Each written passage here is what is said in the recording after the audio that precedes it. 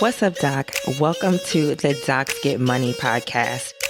Are you a badass doctor killing it professionally and has bigger dreams than just clocking in and out of the hospital? Do you want to leave behind a legacy that is as lit as an HBCU homecoming? Want to know how other doctors are getting to the big bag? That's right, making 5, 6, and 7 figures without putting on the white coat? If you answered yes to any of these questions, then you're in the right place. I'm your host, Kimberly, but you can call me Kim or KB.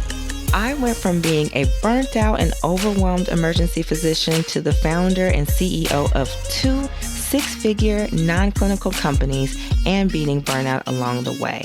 I'm also your business coach, here to help you make money moves to change the world. This podcast isn't just about making money, though. It's about leveling up your life, mindset, and bank account so you can build an empire that's as iconic as Beyonce. You ready? Let's get into it. Hey, Doc. Burned out? Ready to just burn the whole hospital down? Well, let's start a fire.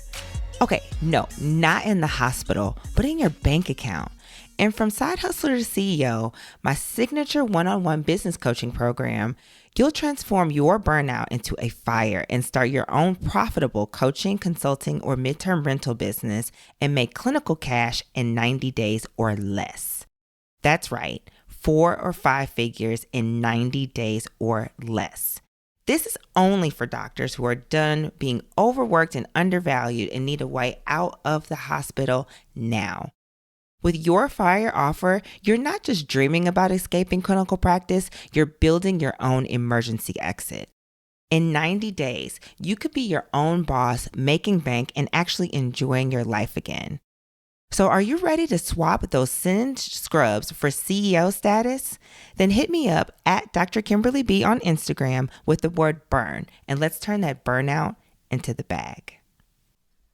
What's up, Doc? Welcome to yet another episode of the Docs Get Money podcast. I am so happy to have you guys back here with another episode with me. It is an interview episode, and today I have one of my star clients. I can't even say anything else but an absolute star of a client, Dr. Dmitri Ezeuko. And I'll tell you just a little bit about him in just a few minutes, but I'm so excited to have him on the podcast today. What I enjoy the most about Dmitri is, one, he has made a ton of money in a very short period of time, but he's also someone that is just a really fun guy. He's a fellow Rossi. If you guys didn't know, I went to a Caribbean medical school, and so did he. He went to Ross University with me, and so not at the same time. No, we were not there at the same time. I'm a little bit older than him, unfortunately. I'm a little bit older than him, but I am so glad to have a fellow Rossi on the podcast here. So I'll tell you a little bit about Dr. Dmitri. So Dr. Dmitri Ezeuko is a family medicine physician practicing as a hospitalist in British Columbia, Canada, with medical training from UCSF Fresno and an MD from Ross University. Dr. Ezeuko has always been passionate about preventative care, lifestyle medicine, and tackling chronic health issues like obesity. During his own journey through medical school and residency, he faced the very challenge many physicians encounter, struggling to maintain his fitness and health amidst the intense demands of his profession. This personal experience inspired him to take action and help others like himself. Dr. Ezeuko is also the founder and CEO of EroFit, a fitness coaching company dedicated to helping busy male physicians aged 35 to 55 trade in their Dad Bod for a leaner, more muscular physique. Now, let me pause right there. That is the absolute thing that I love the most. He created the best thing ever for dads with dad bods. Okay, that's my interjection, but let me continue with this intro. His signature program, the Dad Bod Destroyer, is a 6-month hybrid course combining self-paced online modules with one-on-one coaching. It's designed specifically for the hectic lifestyles of doctors, focusing on building sustainable nutrition and exercise habits without spending hours in the gym. With over a decade of experience as a fitness coach, Dr. Ezeuko knows firsthand the struggles doctors face when trying to prioritize their health. Through EroFit, he has made it his mission to help fellow physicians regain control of their fitness, boost their confidence, and achieve long-lasting results. In this podcast, we'll be talking a little bit about his journey, the challenges that he's overcome, and how he's helping doctors around the world destroy their dad bods and reclaim their health. So, without further ado, Dmitri, Dr. Ezeuko, the Dad Bod Destroyer in the flesh. How are you today? I'm doing good. I'm doing pretty good. How are you doing? I'm doing well. Thank you so much for joining me on the podcast today. So I read a little bit of your intro. Clearly you heard me, but share with the audience a little bit about you. Tell us about where you're from and, what makes you you. Okay. Well, it's a funny question. When people ask me where I'm from, sometimes I kind of really have to think about it, mainly because I realize it means different things depending on where you go. Some people are usually like where you're born, or some people are usually like where have you spent most of your life, and some people are usually like where do you identify as home.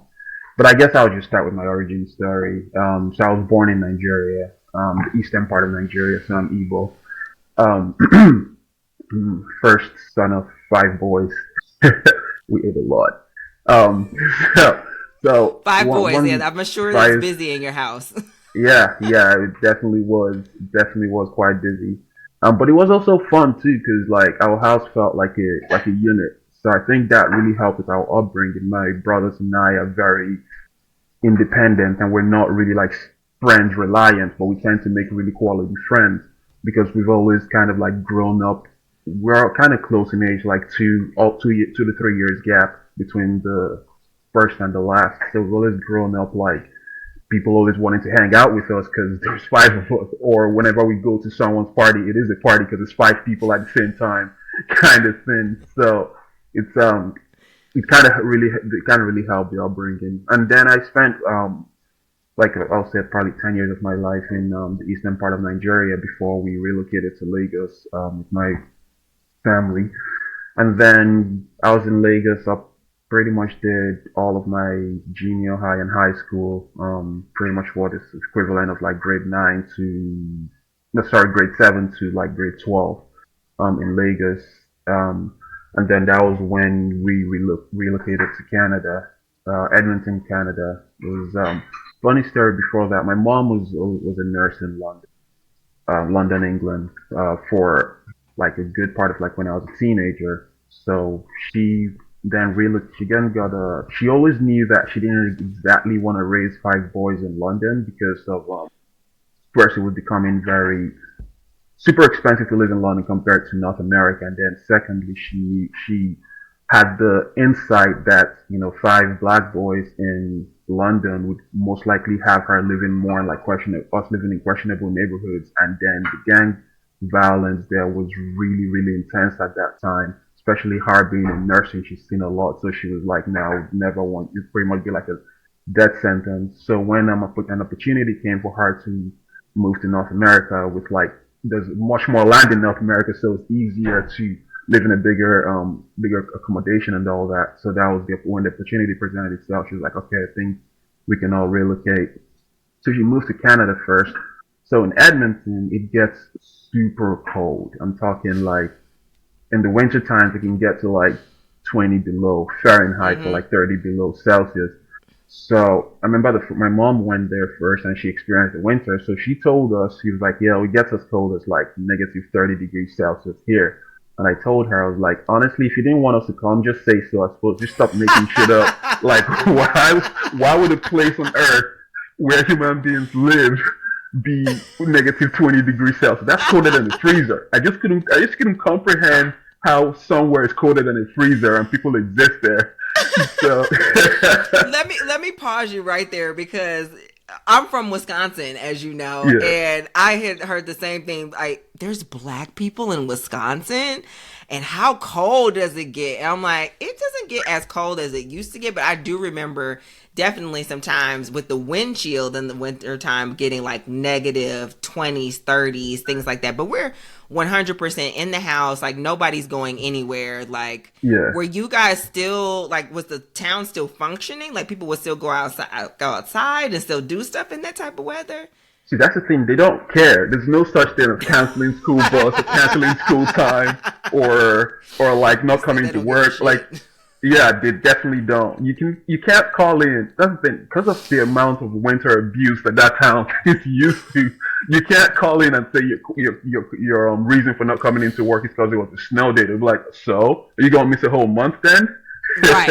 Exactly. So, Exactly. It's like you're yeah. just not going to come in. And that's way before, of course, we could work from remotely. So that's so Yeah, funny. no, definitely. It was kind of a slight shock when I got to experience it for sure, because we moved around springtime, so it was still like maybe -4 degrees. I was like, oh, this is not that bad. I'm like, okay, it's kind of In the cold. spring? Yeah, yeah. Wow. That's bad. So I was That's like, okay, bad. it's not -30. I knew she was exaggerating. I was like, it's not -30. And then winter time came, and I just literally saw the temperature just dropping. I was like, wow, this is real. This is real. Right. Yeah, And is it's there a on. floor? Is there? And it's not even that's not even that far north in Canada. I had to pull up where Edmonton is in Alberta, Canada. It's not even that far north, you'd think. No, no. Wow. There are some other parts that get a little colder. Like I'll give it to Edmonton. It's it's I think what going there got to see how determined people can be, because if you can get out and work in that weather, right, like it's nothing, then honestly you can probably do anything else, and they love it. Like they love it, and I got used to it. I just remember um think looking back at it, I was making fun of it with some of my friends that I went to college with, and I was like, honestly, the best way to enjoy this weather is when you're like rich, not when you're a broke college kid.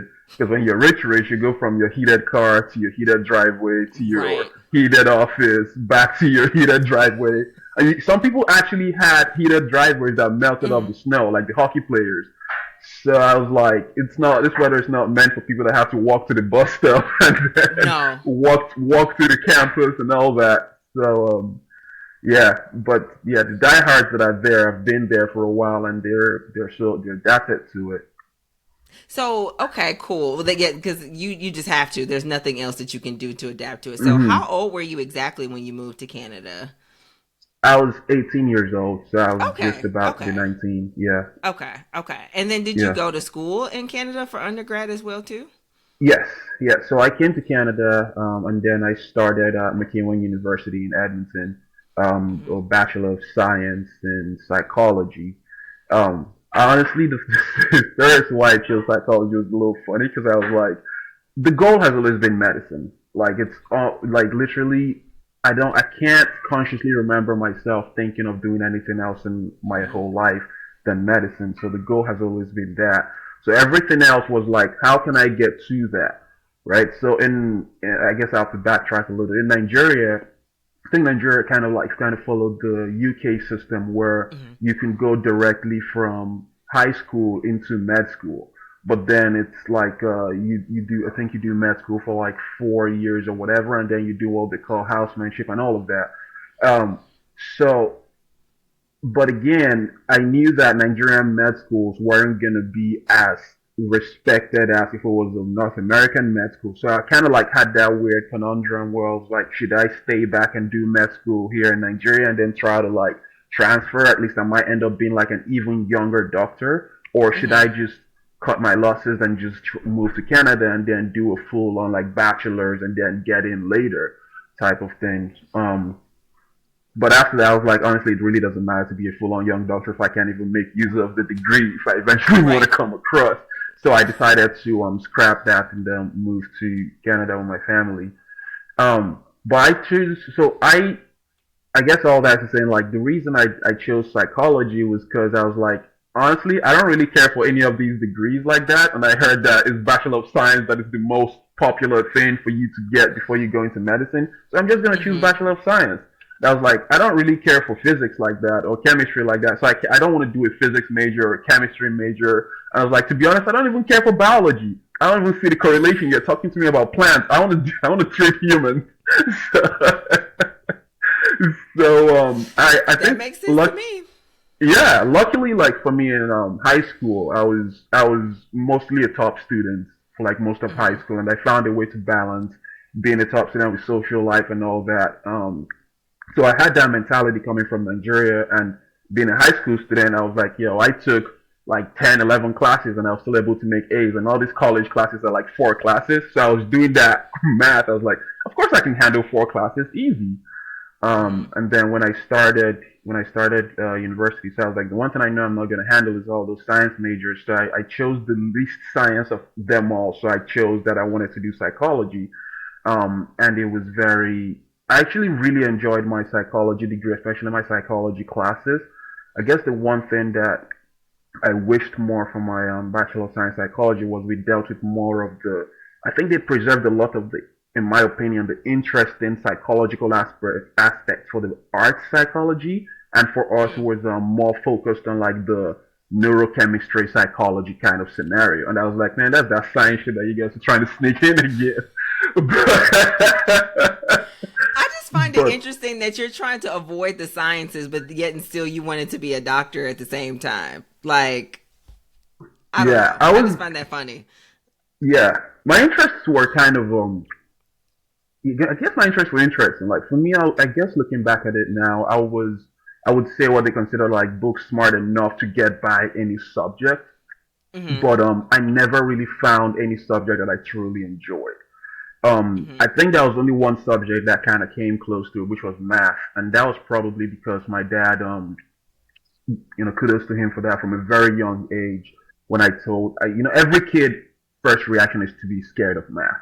So I remember like a conversation I had with my dad. I think I was probably like 5 or 6. I was like, I'm kind of scared of math, and I was like, what's there to be scared of? It's very easy. So he started like teaching me Hmm. techniques here and there, and then I grew to like, and then I was getting a lot of reward from solving the problem. So I grew to like really like math. Um, Mm. and it was always like one of my highest like scoring classes, even up until college, and even got me like a little bit of scholarship in no, sorry, not college, up until high school, and got me a little bit of scholarship in high school.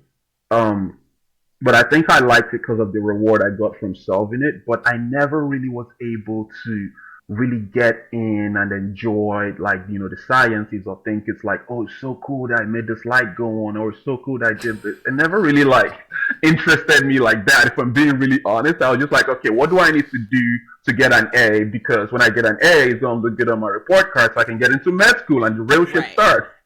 So Right. Right. that's literally how I was seeing a lot of those things. But I noticed that with when I was taking my psychology classes for one of the first time again, I was able to literally just get lost in the class and not even count down time. Hmm. And most of those classes were the art psychology classes. I think my favorite science psychology class was evolutionary psychology, and I Hmm. think maybe because of the professor she did a great job teaching it, but it was really really interesting, and I felt If like it if was I'm not easier trying for to me. pimp you, I'm not trying to Yeah, pimp you, yeah, but yeah. what is evolutionary psychology? I think a bunch of it, from what I understood it to be, because I haven't read any of it back since after that class, but a Right. bunch, what I understood it to be was pretty much explaining how human behavior now was probably from some things that evolution led to. Like for example, I think one of the things, for example, like the choosing of a mate kind of thing, right? So they were like back in the day, a woman that was more curvy meant wider hips, which is good for childbearing. And then now evolutionary, many guys physically find that thing physically Attractive. attractive because evolution kind of like it's pretty much like evolution meets psychology kind of thing. So it was like many really Hmm. interesting stories, and I think I really like the professor because she wasn't shy to like get dirty or whatever. Like she was saying, Hmm. one of the funny things she said is like any dick size outside of 4 inches really is just for show off at this point because it just means she's like evolutionary. That's all you need to make a baby. Yo, that So sounds like a fun yeah, so class. she was like she just didn't care. She was just like giving things like exactly as they were. So it was a really fun class. but yeah. But I love how you try to put a psychological veneer over things so you Yep, can just say yep, whatever. yep. When you were saying evolutionary psychology, I was thinking about some of the things that you and I talk about when we're coaching. Is as far as like, is this your primitive brain talking? The fight, Hmm. flight, or freeze part of us that still is very active, and it Yeah, controls what we do, even as entrepreneurs, just our day to day life. But like yeah, that's what made me think of as well too, like how the amygdala, the limbic system, all of yeah, those things, those vestigial parts of us still yeah, drive so much of our behavior today, and how that really yeah, shows up. That's what made me think of when you said that. yeah. I will say one science class though that honestly played a sneak attack on me and got me to really enjoy it. Hmm. You'll find it hard to believe was organic chemistry. Really, most people hate I organic. know, right? That was actually my organic chemistry professor liked me a lot. That she was one of my reference letters for med school, and she was one of the first people I told when I matched into residency. I haven't. I always wrote to her every major milestones of my life. So I think just a reminder. I should write to her now that I'm actually back in Canada practicing. I think she would really love to hear Yeah, that. I she hope she's still would. alive though, because she's quite old. Yeah, you know, you got those people in your life that been old since you've known them. So it's Yeah, like, yeah, yeah, are you still yeah. old enough I to be think, alive? yeah, I think a part of me is almost scared to write to her. Maybe the fear of that maybe she's no longer alive, kind of thing. Maybe that's probably what it Well, is. her family would probably really, really enjoy at least reading Yeah, it if she's not. yeah, Yeah. What speaking of organic chemistry, yeah, that's what got like gets a lot of people. Of course, that's yeah, definitely a weeder out class. If not that one, I'd yeah. say um, biochemistry was a Biochem, weeder yeah, out, and then also yeah. sometimes calculus. So speaking of Oh, that math, calculus, like definitely, yeah. definitely, but what I found interesting in undergrad for me was I came in. Well, I've always had like this fear of math as well too. I've always Mm-hmm, had to work really, really hard on my math and my sciences because that's just not my natural instinct. I'm mainly like a writer, a speaker, a mm-hmm, reader. Like I'm a mm-hmm, mm-hmm, voracious reader, and so I mm-hmm, was always the artsy person. So I mm-hmm. had to like retrain my brain to be like, okay, math and science, but I found when I got to undergrad, um, pre-cal was super easy. That was like Mm. the easiest thing I had ever taken. And then I thought calculus was Ah, going to be so hard. I thought mm-hmm. calculus was easier than pre-calculus. Wow. So I don't know, maybe because it's just like you're learning like proofs, and like once you learn like, you know, what you're supposed to learn, like you just regurgitate it, just different numbers Mm-hmm, or different things like that. But I mm-hmm, really enjoyed my pre-cal and calculus. I almost wish I had taken more calculus classes or mm-hmm, more math classes. But mm-hmm. I can totally relate to not wanting to do anything science based. But when I was going into medical school, because no one else in my family was a doctor, they were just like, Mm-hmm. no, you got to be like a biology major. You got to be a Mm-hmm. bio or chemistry. That was it. Those were the two options Yeah. that I thought that I had. If I had known, I Yeah. would go back and possibly do like psychology, or actually, I was thinking about possibly like a French major, an English Mhm. major, dramatics and Mhm. speech, which is Mhm. like a drama or acting degree that Fisk had. So no, I can Mhm. totally relate to not wanting to do anything. I did it by force. I thought that's what I had to Yeah. do to get into Yeah. medical school. So Yeah.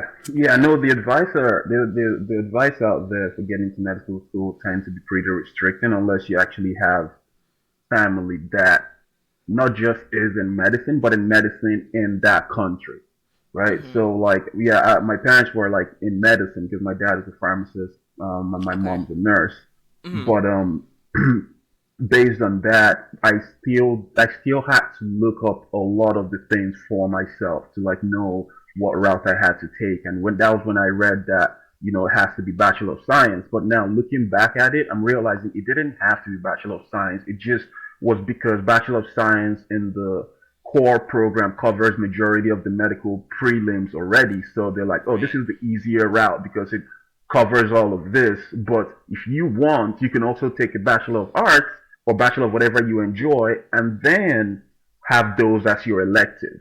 So Yeah. people didn't really provide that other option kind of scenario. So No, they yeah, didn't. there Yeah. was many misinformation, and there was only so much that the my parents would know because it's not even like they're doctors, and they're also Right. just immigrating into the country as well. So Right. And they came yeah, from, of course, Nigeria, and they just learned in the yeah, Nigerian system. So yeah, yeah, how would they yeah, know? Yeah, that yeah, makes perfect yeah. sense. So okay, so you got your psychology degree, and then what? So did you apply to medical school right away, or what happened after that?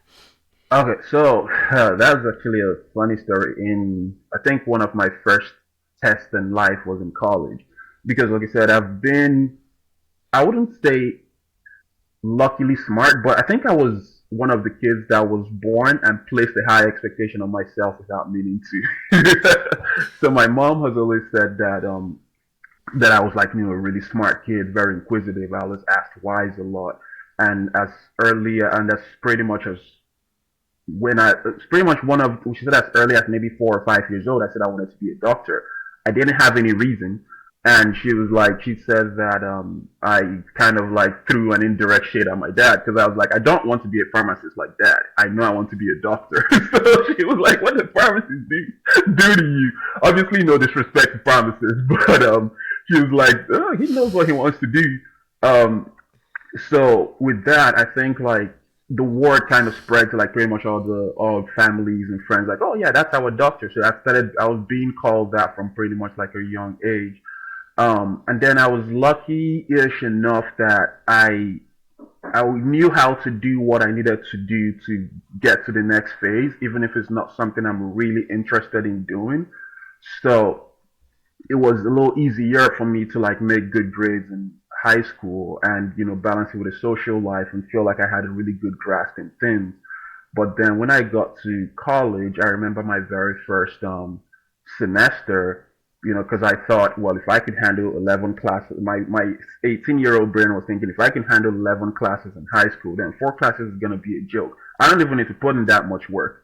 So I came in, and one of my first challenges was obviously the class size was bigger than my high school class, and then second part was like being an immigrant with a thicker Nigerian accent. I was always like, if I always thought of asking a question in class, I'm like, how am I going to phrase this question in a way that they're going to understand me and not have to ask me to repeat myself 1,000 times? And then in the process of thinking how to phrase it, obviously the class didn't pause to wait for me. They just kept moving ahead. So I was like, screw it. I'm not even going to ask. I'm going to figure it out on my own. And then I didn't realize how much that like kind of started impacting my education. And then I didn't think again that textbooks were that important because I was like, to be honest, I'm not even interested in this class enough to deceive myself to think I'm going to be reading textbooks. So I'm going to get what I'm going to get from class. So I made sure that I went to all my classes. I was like, that's the least I'm going to do. I made sure that I took notes. I made sure I studied my notes. But then on that first semester, I think I ended up getting like 2.7 on the 4 GPA for that semester. And then I was like, shit, this is the worst I've ever done in my life. And that came as kind of like a big shock to me and like almost like an identity crisis. I was like, am I not the smart guy anymore? Like, Yeah. I thought I have to be the smart guy to do medicine. Like, how did 4 classes whoop my ass like this? So Right. I had that first major shock, and then I remember like, talked to my mom, and then I was like, yeah, I don't know what went on, and she was like, it's okay, it's probably like culture shock, like it's understandable, like just give it just keep going hard for like the next semester.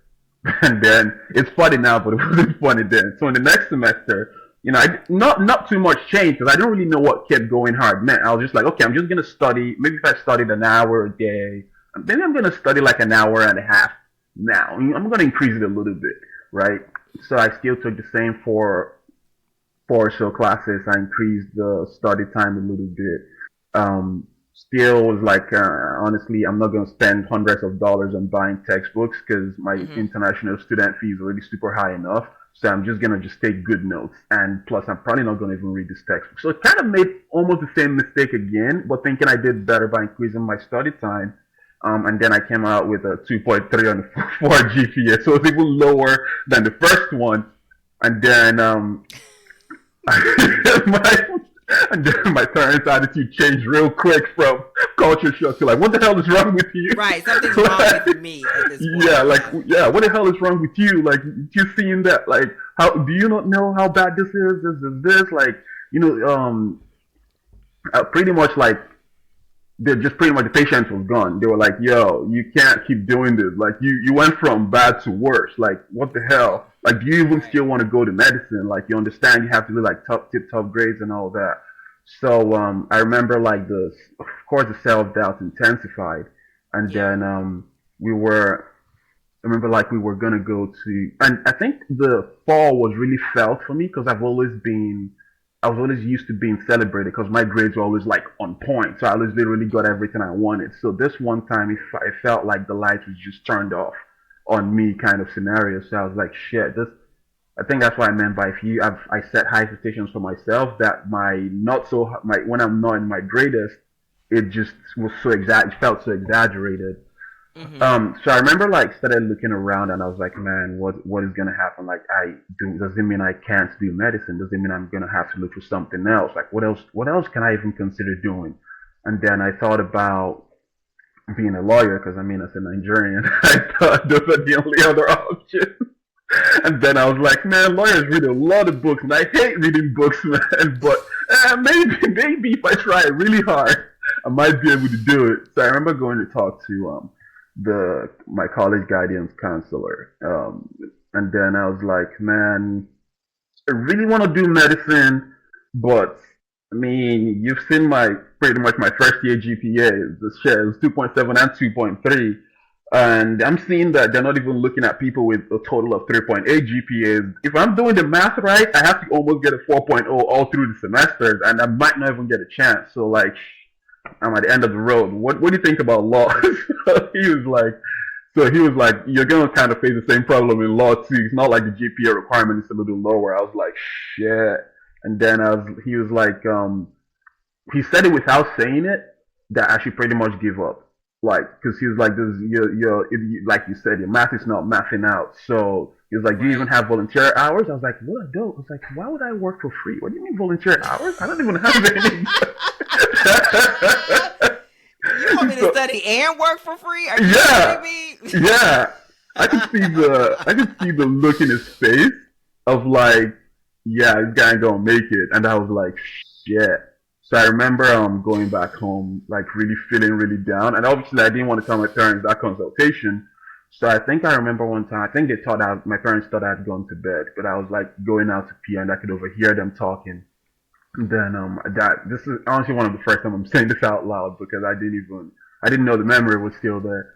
So I think I overheard like my parents talking and they were like, man, does he even still really care about medicine? Like, does he still Mm, want to do it or has his mind actually changed? Like, why is his result? Pretty much like insinuating that I don't care anymore, right? And yeah. that really, really hurt because I was like, man, like, you guys think that my bad result is hurting you. How much more do you think it's hurting me?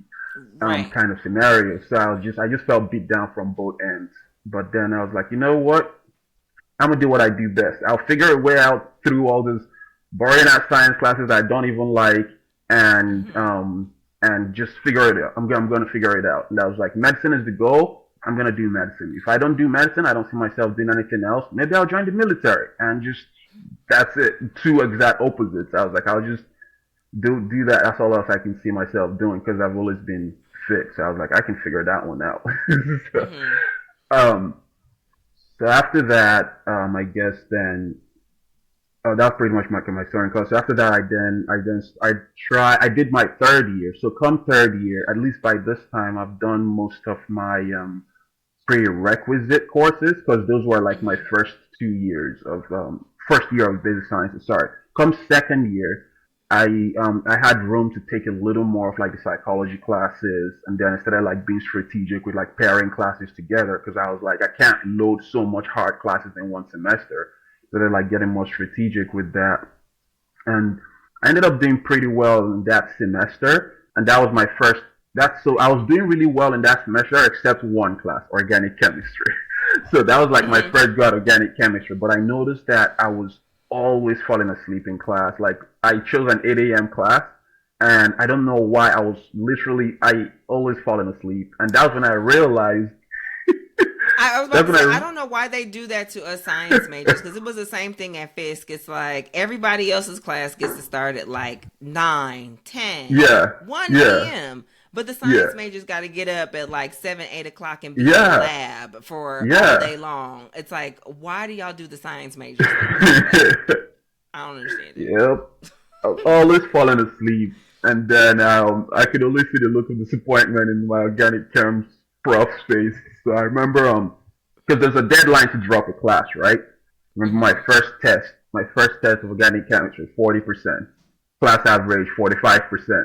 I was like, okay, maybe I might Okay, make well it that's up not in the bad. yeah. I was like, maybe I might make it up in the second test. Second test 50%. I was like, nah, I can't make this shit up. So I went to see the professor. I was like, because now I was being really strategic. Because I'm like, Mm-hmm.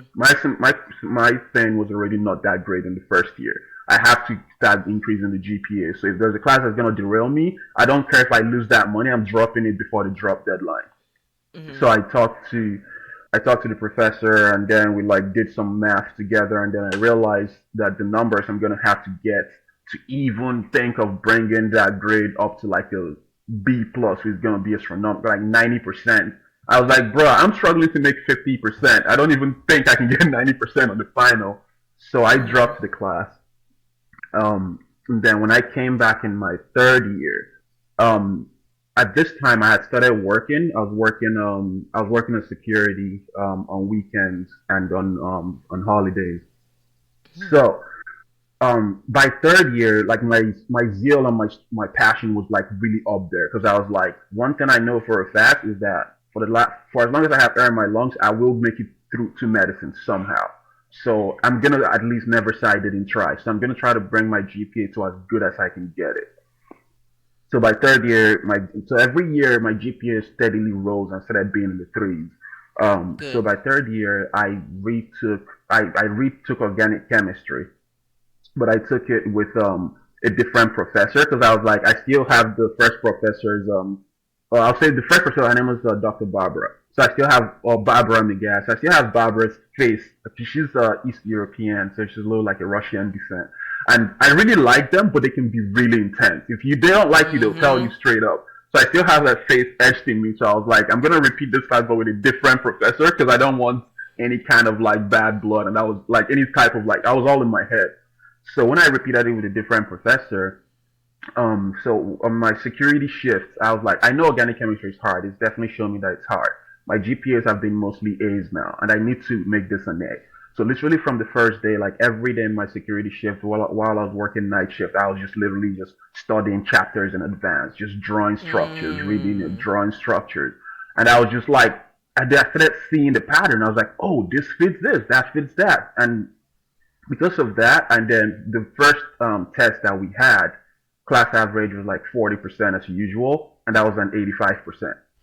I was like, oh shit, this works. The second, then I just This kept is going. I this was, is what I do. Yeah. yeah, I was literally like always two chapters ahead of the class every time.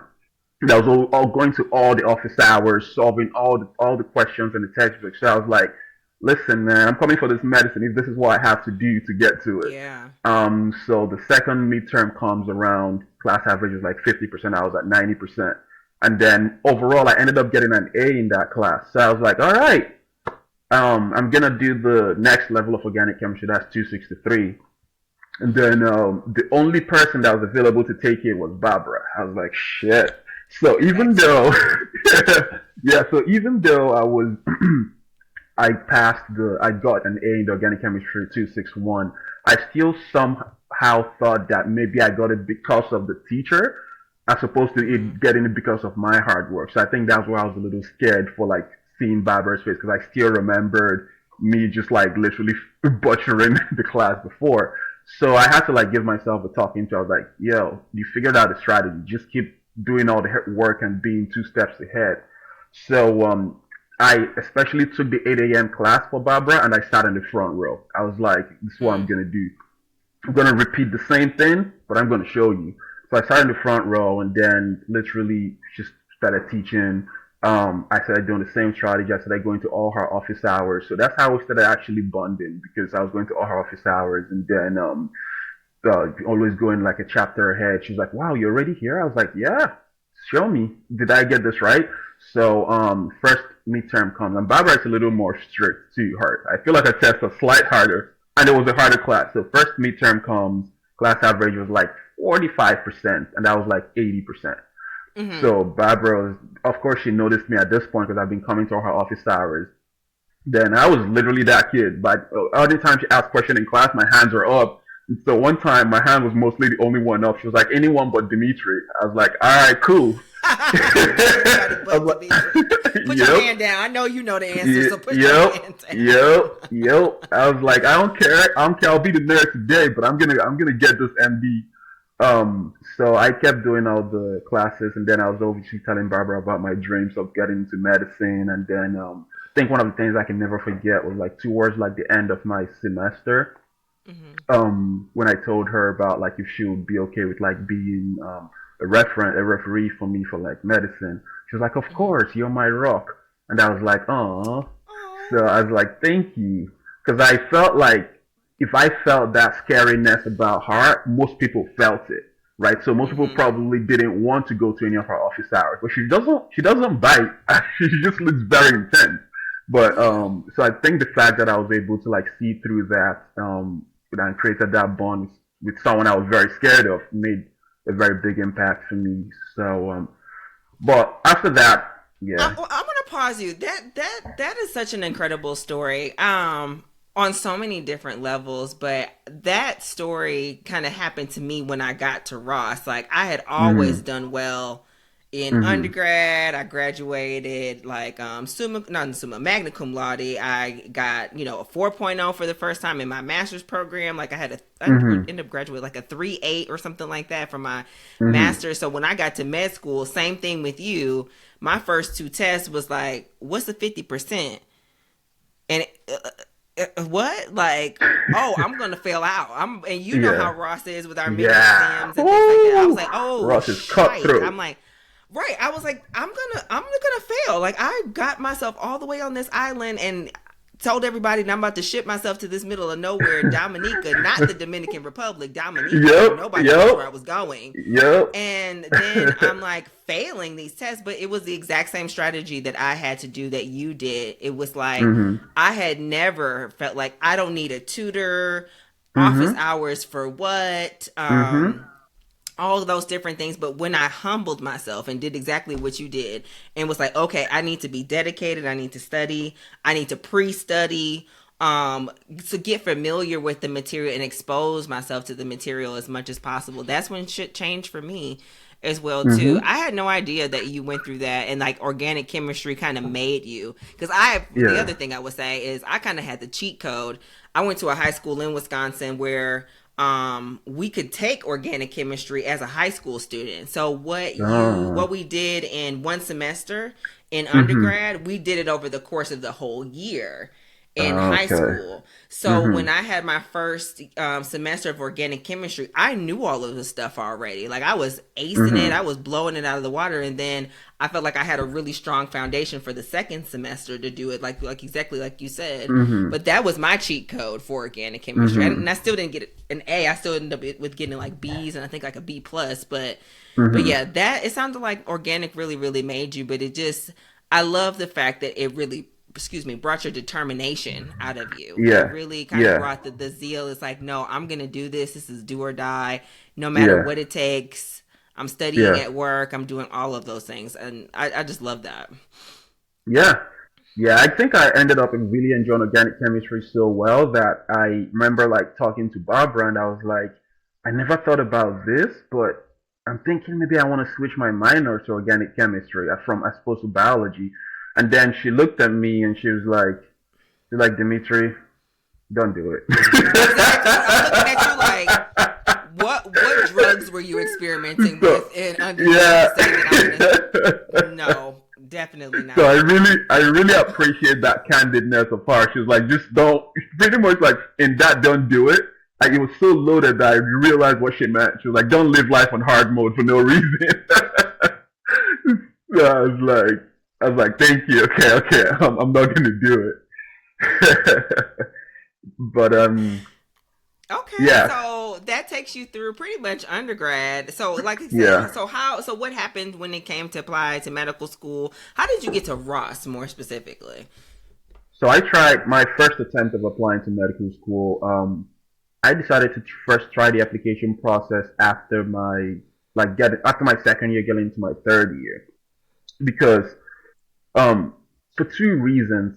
I remember that, my mom, obviously, like Nigerians, hear these stories of very exceptional kids that got into med school 2 years from undergrad, and we still had that Nigerian mentality of like, oh, you should have gone from high school.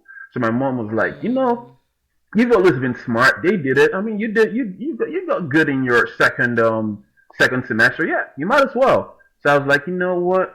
I might as well. So I tried to apply for my second year, but I didn't apply thinking like, I'm definitely gonna get in. But I was like, worst case scenario, at least I'm gonna get an experience of what it feels like. Yeah. So then I started studying for MCAT, the demon exam of them all. I started studying for MCAT, and then I put in my application. So in Canada, there was only like total of 15 med schools, so it's super Mm-hmm. competitive.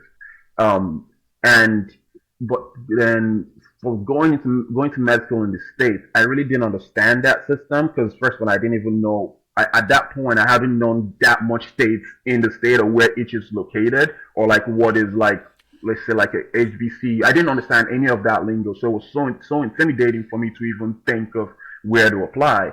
So I was Yeah. like, okay, maybe I'm gonna just apply to.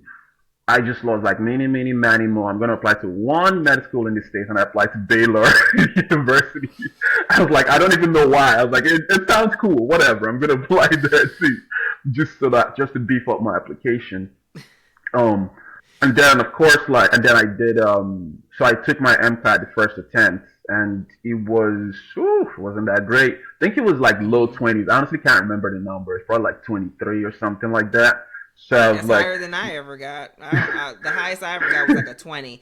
And well, of course, we're talking about in the olden days. yeah, Anybody yeah, that's taking like or listening to this podcast now, I know that the exam is like a 3-digit score now. yeah, And yeah. yeah. We're old. We are really old. We got the 2-digit scores. So yeah. Yeah, yeah. So I was like, you know what? I'm already applying. Might as well. Let's see if anyone's gonna take me. Like, I mean, I'm cool. And at this time, I started volunteering. I found a volunteer that I really enjoyed, which was being a college ambassador. So I was doing a lot of hours with that as well. Um, so I put my hat in the running, and my inbox was crickets. Like Mm-hmm. like not even a thank you for applying, like nothing. I was like, damn, this is disrespectful, man. Like no one even acknowledged that they got it. Like some people were like, okay, at least some of the ones in Canada were like, unfortunately, blah blah blah, all the stories they tell. Mm-hmm. Once you see an unfortunately, honestly, you just stop reading the letter. Right. So Right. Right. Baylor didn't even they didn't even I don't even know if Baylor acknowledged that they got my application, let alone even respond to it. So I was like, you know what? It's cool. I still got 2 more years of college anyway, so I just kept applying. I just kept doing my college application, and then I remember when I was in my third year or like third year going on fourth year, thinking of like reapplying again with the same system. I remember hearing a talk about a school called Ross University and like coming to give like because Ross was on this whole like going into like literally different states and different towns to like talk about the school. So I kind of like heard about it, and then I don't know for some reason it just really piqued my interest. So I googled it, and I saw that it was a med school, like a Caribbean med school, and Mm-hmm. all the stereotypes that come with that. So I looked at all the stereotypes, and then but something in me just felt like I'm gonna have to go here. Hmm. Um, so I remember I can't pinpoint what it was. I remember going to tell my mom. I was like, "What do you think about this med school, Ross?" Then told her like what I found out. Then my mom was like, "Absolutely not. Like, why would you even go to a Caribbean med school? Like, that's it. Like, you see everything they wrote about it. Like, you're definitely not gonna get into anything. Like, cause the thing is like for every horror story out there, there's someone that experienced it, and that's the person that puts a blog about it, right? Right. So almost Exactly. every blog that you read is about someone that Failed. got financially drained from Ross, and Yes. then never got into Yes. anywhere and all that. So I was like, Yes. shit. So despite that, somehow I still had it at the back of my mind. So I was like, okay, cool, whatever. We kind of forgot that story. So I was just, this wasn't like towards my third year. So getting into my fourth year, I remember my mom came to me one time and she was like, yo, there's this one doctor at her hospital, that he's like a really smart doctor. Like, he's really cool. And like, I think she somehow said that that doctor had gone to a university called Russ. And then I was like, huh. And then I was like, you don't remember me talking to you about this university, do you? She was like, no, what? Tell me about it. So I told her the same story I told her about over a year ago. And she was like, absolutely, yes, you should apply. So I was like, say less. Then so in my second round of application, I didn't even bother applying to any US med school. I just applied to the Canadian med school. And the thing in Canada too is like, I think it's kind of, I noticed it's the same thing in the States too, but your province med school favors you. Just like Yeah. say if you're, yeah. So your In-state state's med school schools will, favors yeah, you. will Yeah, favor yeah, you. yeah. Mm-hmm. Yeah, so luckily Alberta has two medical schools. There's University of Alberta and then there's University of Calgary. So University of Alberta Okay. is in Edmonton and University of Calgary is in Calgary. Um, so luckily I had at least like two other options from the pool. So I applied to them and then I applied to Ross University. I think Ross was the only Caribbean med school I had applied to. Because I was like, yo, I heard all these horror stories. I'm just only going to put my egg in this one basket called Ross. Yeah. Because I heard, yeah. And then, some way, shape, or form, I never admitted this to my mom, honestly, but some way, shape, or form, I think I forgot or something and missed the deadline of the application to the to the Canadian med school part because my application didn't get to University of Calgary. So I was like, oops, I guess it's all in Ross now. Shit. But I didn't want to tell her. I didn't tell my mom that part. So after the application, another funny roadblock. So I never really got a message from Ross saying, oh, by this time I had taken the MCAT two more times because I Mm-hmm. wanted to get my MCAT up. And the funny story is that each time I took it, my score got worse, even though I Yeah. took prep classes. And my best score was the actual one that I took by myself. So it was a weird ass test. So when I saw that Ross was like, MCAT or no MCAT will take you, I was like, yeah, that's my boy.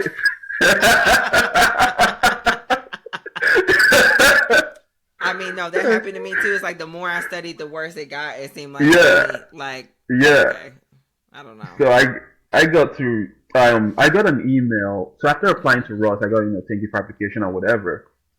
And then I got added. I think I remember like it was December of the same year that I applied. So I think it was December of 2014. Yeah, December of 2014. Damn, it's been 10 years. Damn. Okay, yeah, December of 2014. I get added to a random Facebook group called Merp. Think Oh, you got merped? I got Merp. I got Merp. So Let me pause. Because I Yeah. forgot. Like, we're talking to each other, and we know exactly what we're talking about. So pause for you listeners who are not Rossies, who have never been to a Caribbean medical school. What is honestly the cool thing about going to Caribbean medical schools, and these programs exist in stateside as well too, is that it's almost like a pre-program to getting into medical school. So with Ross, if you had maybe a lower GPA or sometimes even a lower MCAT score, they'll conditionally accept you into this program called MERP, which don't ask me what it stands for. Something medical education, maybe remediation I program. think it's like readiness program or something like that. Something like that. But it's basically like your first semester of medical school, and you're able to really work on some of your prereqs, really work on the material, and basically prove that you are able to handle the material. It's really, really actually good. I didn't get merped. I will say that. And I'm not bragging or anything. I'm just saying I just didn't get merped. And so after you pass Merp, or if you get a certain score leaving Merp, then you're automatically accepted into the next class for Ross University. So there were a ton of people that came from all different kinds of backgrounds, but there will always be a group of students that came in from Merp to Ross, to the island. And it's like, y'all always had like a clique of, because of course you guys have been studying and knowing each other for a long period of time. And that Merp was in Miami, right? They had that in Florida, Yeah, right? yeah, Yeah. Yeah. Okay, I'm sorry. I just had to give a little definition to the listeners so they knew what yeah, Merp was. It was like, what's Merp? And to get Merped is like when you apply to Ross, you're thinking, yeah, of course, you're applying to the full class. You're applying to yeah, either the January class, the May class, or the September class. yeah. But when we were applying, but to get Merped is like, okay, they like you, but you're not ready for med school just yet. So they kind of like put you over here. So Like a boot yeah, camp, medical exactly, school like a boot boot camp. camp, a med Prove school boot yourself. camp. Yeah. So first of So all, I was confused because I didn't get any official email. But I was like, wait, who the hell added me to this random ass Facebook group? I was like, what the hell is this? And so I mm-hmm. was like, Merp Canada. And then they were like, some people like commenting. So I was like, what is this? Then I was like, maybe this is in relation to my med school application, because the one of the things had the medical snake kind of thing. So I was like, okay, this group is medical related. So I then Googled, of course, again, Googled, what is Merp? Ho ho! All the horror stories came up. Well, like, yo, it's the one more scam that Russ does. They just take your money. Instead of telling you that you're not ready, they take your money and then they tell you that then you get no refunds, and like, it's $10,000 of absolute waste of time. This. I Right, was like, oh shit. I was like, okay, right. so my understanding is that these are the people that didn't even make it to Caribbean Med School, and I was like, yo, that hurt my ego bad, because I was like, wait, Yeah. so I'm not even smart enough for a Caribbean Med School? I, I was like, yo, what the hell? Like, okay, I Yeah. get it, man. Like, my first GPA is hunting, because I finished overall on my undergrad, I finished with like a 3.2 on a 4 GPA when you combine everything. So I was like, That's okay, not I pulled bad. it up, but I was like, I pulled it up, but shit, I guess it's still hunting me. Or is it the MCAT? Y'all said you didn't care about MCAT, so who lied? Right. So, yeah, Somebody lied. I was going through some things, and then eventually I came to acceptance. I was like, okay, one thing is facts. It's dependent on me to make it through Merp into Ross, right? So I Mm-hmm. don't care about what horror stories they said, so long as they're going to teach me and there's people that has made it, then I'm gonna make it. So that was my Mm-hmm. mentality. So my class was the first class to do Canadian Merp, because like you said, Merp is in Miami. But so they created a Canadian map, which is almost like virtual learning. So there was they rented out like a part of a section of a university in Toronto, and then the professor is an anatomy professor. So most of the classes, like the biochem, the physiology, the microbiology were virtual because we were live streaming from Miami. But the anatomy, we had our in-house professor that kind of like taught us that, and she would facilitate with the live streaming and all that. Like it was two-way cameras. We could see the American Merpers, they could see us kind of thing. So so I saw Merp. I was like, okay. So I had to move from Edmonton to Toronto. So it was like, and live on campus for the period of the duration of it. And then the Merp was obviously 10,000 American dollars, which I was like, I damn, that was a lot. That was a lot to start with. But the one good thing I liked about it was that they were like, if you don't make it, they would refund your money. So I was like, then it's all on me then. Literally, this is all I need for you to know if you trust your Right. product like that to say if you don't make it, you refund my money, then literally it's all on. I can't even complain. So Yeah. I got in there with like the mentality of like, yo, this is literally my last chance at med school. I don't care about being in Toronto, in the biggest city in the world. I don't, well, in the not in the world, but like one of the most popular cities. I don't care about being in. I don't care about anything. I'm just gonna hit these books, and I called it jail mentality. I was like, I'm literally considering myself going to jail for 3 months where I don't care about anything in the outside world. So I got to class. I was like, okay, I'm gonna sit in front row. After classes, I would like study. I would do like my own self study, which is like about 3 hours. And the good thing started happening. I finally was started studying something I enjoyed. Like the anatomy was kind of like, oh, cool, we're talking about humans. Physiology, I liked it because it was like it just made sense to me. And then biochem was same old biochem, man. I've seen biochem from undergrad, and I was like, I didn't like you, I'm not gonna like you now. Microbiology was also pretty cool, so I was like, wow, this is a whole new avenue. So it made studying interesting for me because I could like, oh wow, this is how this ties to this and that ties to that. Um, so Merp was put in a way that it was actually kind of really challenging. So you had to get, I think, an average cumulative of 70%, an average cumulative for you to consider passing. Like minimum 70, the minimum passing score was 70%, and the minimum passing score per topic was 65%.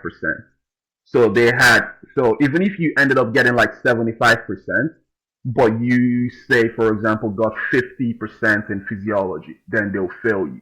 Yep. So it was like, yeah, it was intense.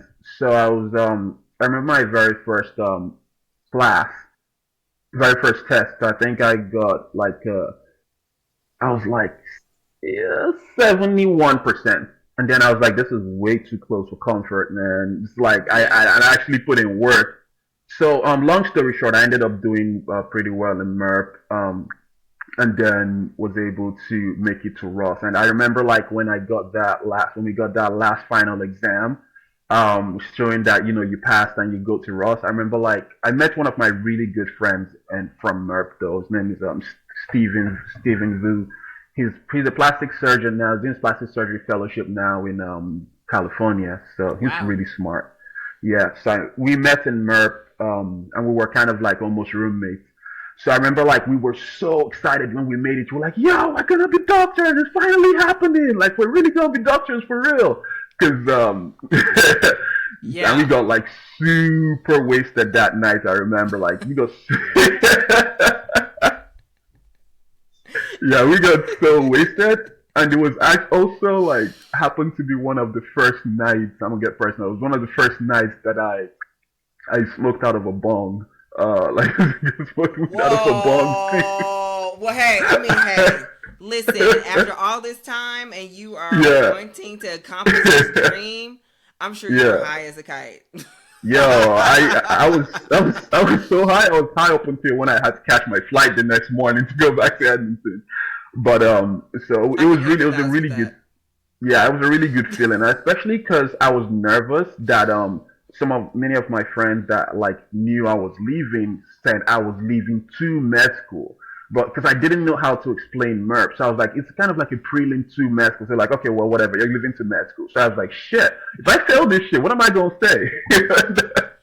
Yep. But it felt really good. But then the thing with MERP is that once you're done with that, if you finish, then your moving time to the island is severely short because Yes. most of that 3 months spent in MERP, you should have spent like getting things ready. So I literally only had a month to move to Yep. Raw, so like Because less you than a guys month. normally finished in like, what is y'all normally finished in like, is it like November or like sometime in like December or something like that? Mm, I guess it depends on the yeah, class. But no, whatever yeah, you're about to do, it's like, no, it's like you yeah, literally have a month. You may have had like the whole month of yeah, December. And yeah, then, then you're shipping yourself off yeah, January yeah, 1st. So, yeah. Yeah, yeah. I was starting at the May semester, and my MERP Okay. finished in first week of April.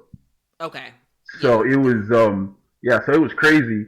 Some people, I remember like I heard people were like shipping barrels. I was like, yo, I'm Nigerian, I'll figure this shit out. So me and my Yeah. mom, we got to work. She made me a lot of stews and like froze them solid like overnight in the deep freezer. So I had like two big luggages because I was like, man, I don't need too many clothes. I can repeat a couple clothes here and there. So I just fit my clothes into a smaller luggage, and then the other luggage, which is my priority, had frozen stews, frozen soup, some like cereal, food, all of that, because it was easy for me to move that through without declaring it. No, I'm just when you said barrels, I'm like, damn, I haven't thought about shipping barrels. Yeah, I did that. I mean, I went to Sam's Club, I went to the grocery yeah, store. I'm like, I want all of my snacks, I want my yeah, food, I want like yeah, all of these things.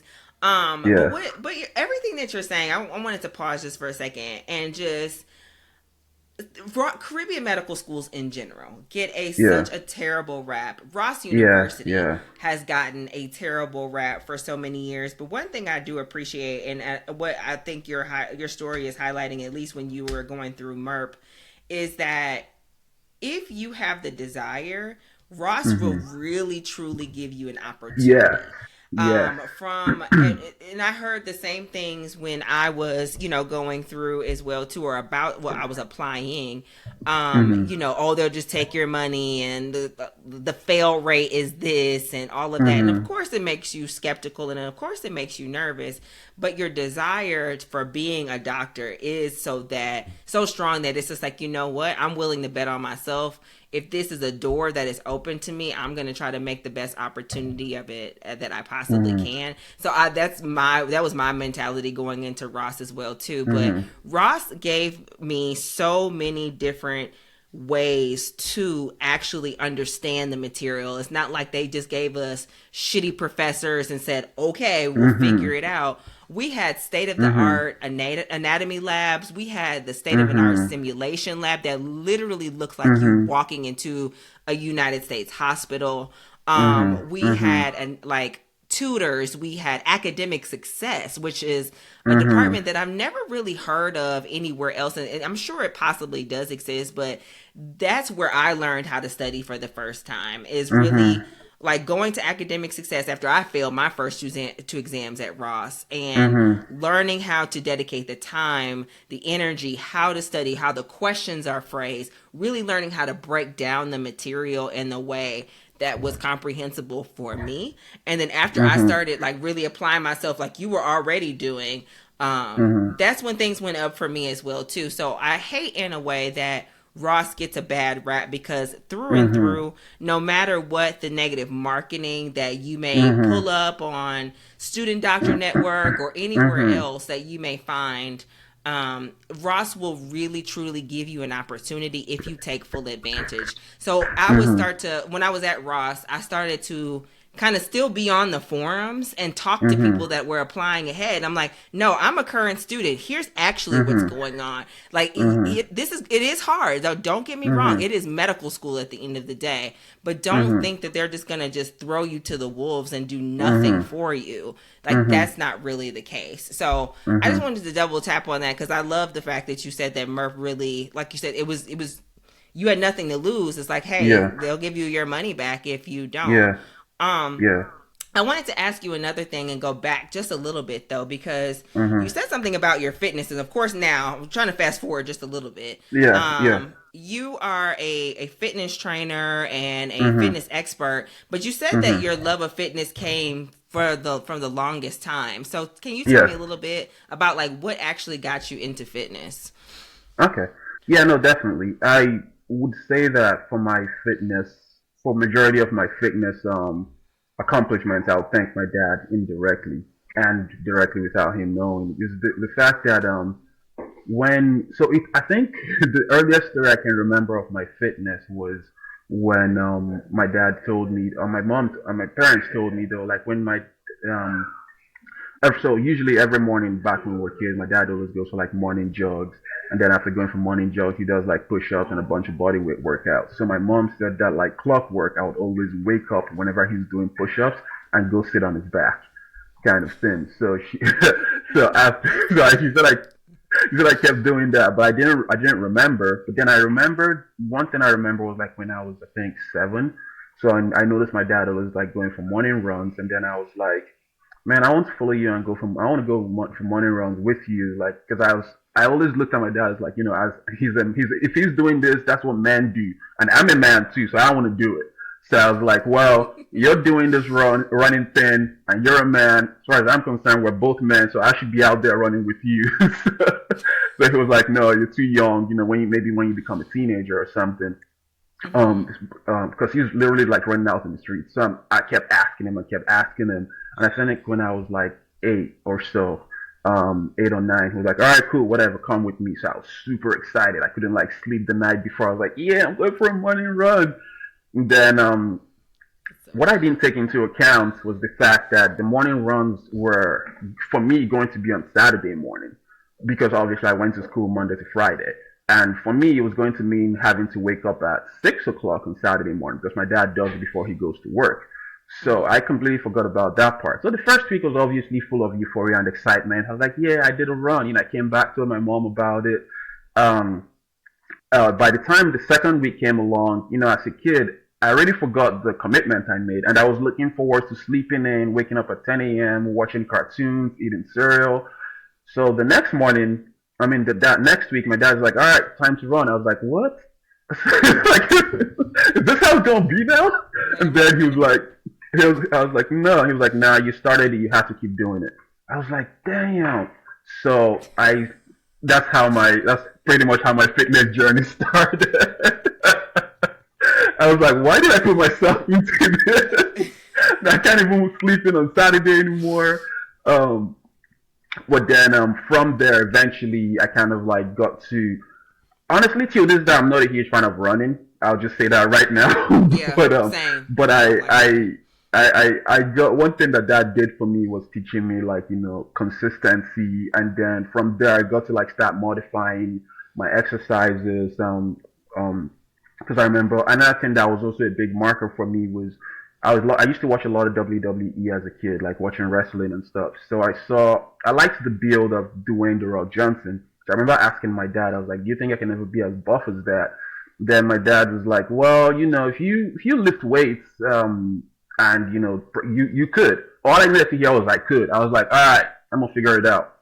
So I started looking up like different exercises, different workouts, and all that. And that was then I was lifting like a couple like cement blocks just to build my arms, and that was around the time puberty was kicking in, so it was beginning to feel good. So I started feeling good in school because I was like the biggest guy in high school. Like I had muscles, so I was always wearing like muscle shirts. I had a 6-pack, so it was nice. It felt nice. And then when I moved to I'm sorry, I'm pausing. Yeah. Let me pause you. I'm laughing because I'm like, I know the girls were like going crazy over you. Oh yeah, definitely. Like, can we see your abs? I was like, all right, cool, whatever. I just lift my shirt up a little bit. It was definitely really good for my high school ego for sure. Sure. I always wore muscle shirt everywhere. I didn't care, and it was easy because in Nigeria it wasn't that cold anyway. Right. So I then fast forward to college. So when we now relocated to Canada, I was able to the first apartment complex we lived in had a full size gym. So I was like, this is like that was my first experience to an actual full size gym. So it was literally like walking into a candy shop for me. I was like, oh my goodness. So I remember walking in and seeing there was this one guy that was like bench pressing like about 245 pounds. Well, it seemed like a lot of weight. I was looking at that. I was like, people can do that? I was like, then I'm going to be the one doing it eventually. So I then went on the internet, started like browsing different kind of workouts, what different muscles and all of that. And it was so interesting for me to look at it because I was like, I could literally build my body to look a certain way from a certain kind of exercise. So it became like a fun artwork. The first 2 weeks, I decided to go to the gym 2 weeks straight. The first time I started going. I mean, looking back at it now, I probably wouldn't advise that. But the mentality I wanted to do was that I knew that I was gonna hurt the next day. But I was like, I'm just gonna power it through for 2 weeks because then I can trick my mind into saying, I've already gone 2 weeks straight. Why stop now? Right? Because I know that the sunk cost fallacy works a lot on me. So that's kind of like me knowing my personality. And I was like, I'm just going to use my personality against me. So that's what made me go 2 weeks straight. Then after that, I then started learning more of like how to space things out, how to do this workout, do that workout. and I had moved in March of 2009, but my college started at September 2009. So by the time I got into college, I already packed on even a little more muscle. Mm-hmm. And then I carried that reputation of the big guy from high school to the big guy in college, which really helped with my confidence as well, because I still like I immigrated, so I was still kind of like trying to fit in. So that was a nice role to like walk into, kind of thing. I was like, oh yeah, that's that big black guy, because there wasn't that many black people then in my university. So I was like, yeah, I I'm the can big imagine black guy. in Alberta, Canada, there's Yeah, not a lot of us. Yeah. So yeah. There now, interestingly, there's a lot now though, but back Mhm. then there wasn't that many. Yeah. So what? I guess I'm trying to figure out at what point did you decide to become a trainer Mhm. and start the business and do all of these Mhm. things as well, because it's truly been a part of your life, literally. Mhm. And you know what? And one thing I don't think I ever knew about you and about your story is that you really got your fitness from your dad. And so I find it so Mhm. interesting that now it's called the Dad Bod Destroyer. Like, because like all of that came from your father at its core, Mhm. just seeing him Mhm. being manly in your opinion Mhm. and like getting Mhm. up and being consistent and Mhm. not needing a whole lot of things. Like you said, he's just running, he's doing push-ups, he Mhm. might have been doing some Mhm. sit-ups, like Yeah. super easy things at home. Yeah. Like that's Yeah. really like the core of what you teach Yeah. and how you teach now. So I Yeah. guess I'm asking, Yeah. how did it all alchemize to get to, Yeah. I'm going to be a trainer and I'm Where going to it start got my to. business and I'm going to help people. Yeah.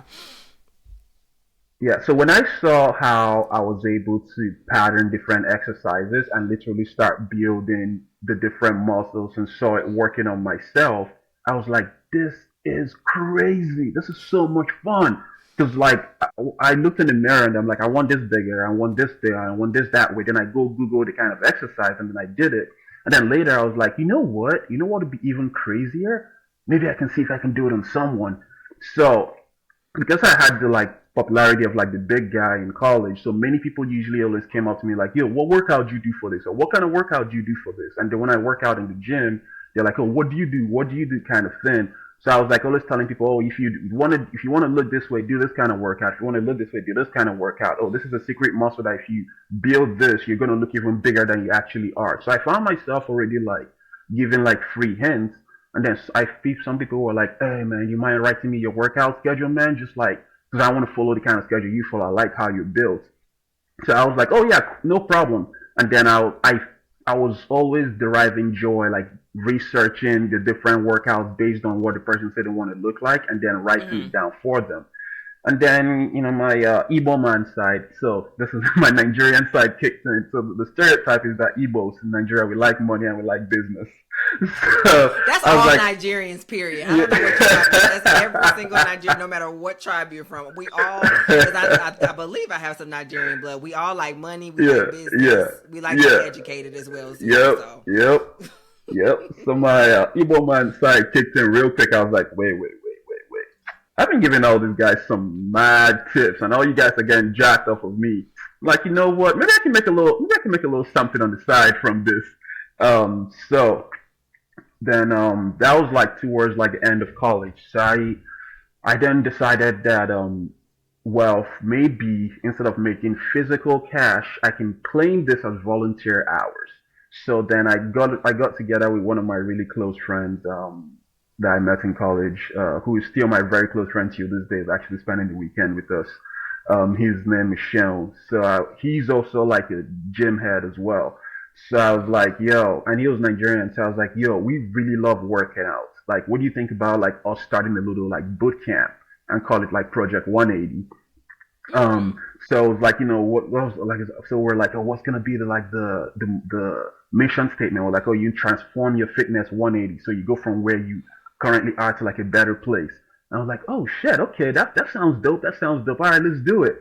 And then, so we started like working out outside. We just started spreading the word to like some of our college friends, because we already like Sean was also about the same size as me as well. So we're Mm-hmm. now like the two big black guys. So people obviously were interested in coming to our They boot camp. doubled. Yeah, From one big yeah. black guy to two. Yep,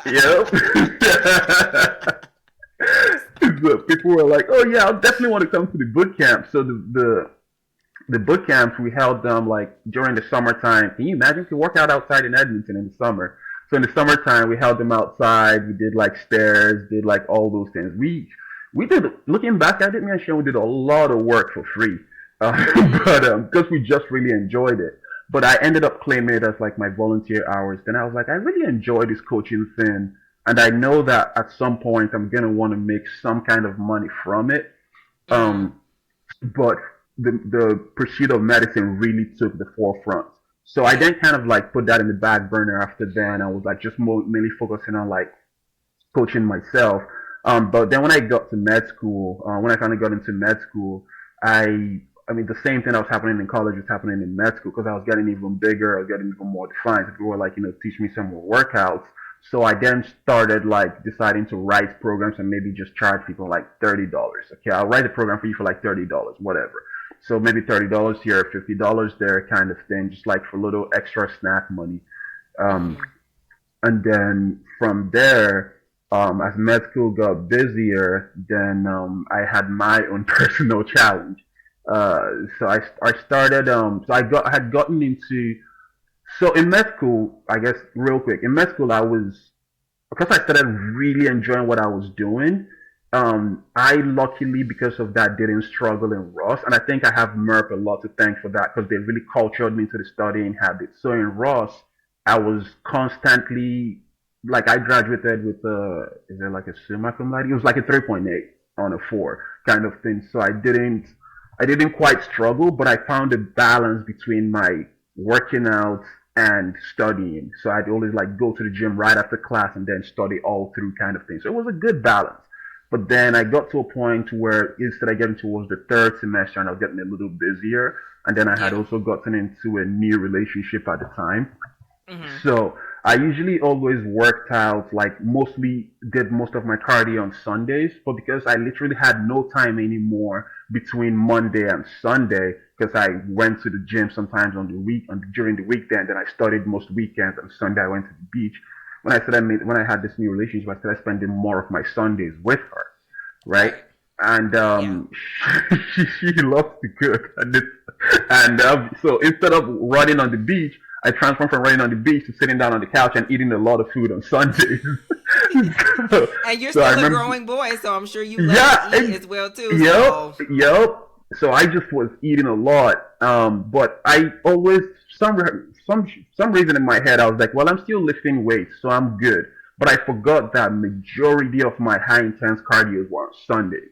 And I just literally replaced them with like eating. So mindlessly, I was doing what I've been teaching people to do, which is, you can still eat whatever, but lift weights as well. You'll be good. And I still remember, because many of these times the weights sneak up on you. You probably don't even know. So I remember like one time, this was around the period of like before studying for my step 1, sorry, because that was right when you get off the island. So right before studying for my step 1, I remember one time I looked in the mirror and I was like, wait, my abs are very, very faded. I was like, yo, I look bloated. I was like, what the shit happened? Because that's why I say it literally just felt like it sneaks up on you. And then I remember like my girlfriend at the time, she kind of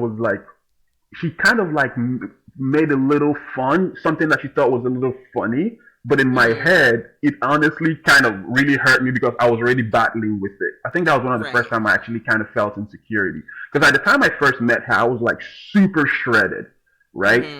And then we had dated for about like close to a year plus at this time. And I saw that my abs were like really faded. I still was like big, like I filled up my t-shirt and everything, like big arms, big shoulders and whatever. But I had somewhat of a belly beginning to develop, and my chest was getting just a little more saggy. So I remember her like one time was like talking about how when we were first dating, I was able to like study anatomy on your body, and then I was like, this chick just threw some shade at me. So you're trying to say you can't see the definition anymore? And honestly, she probably didn't mean it that way, but I was really battling that in my head. Yes, no, I know what you mean. That's hilarious. That's hysterical.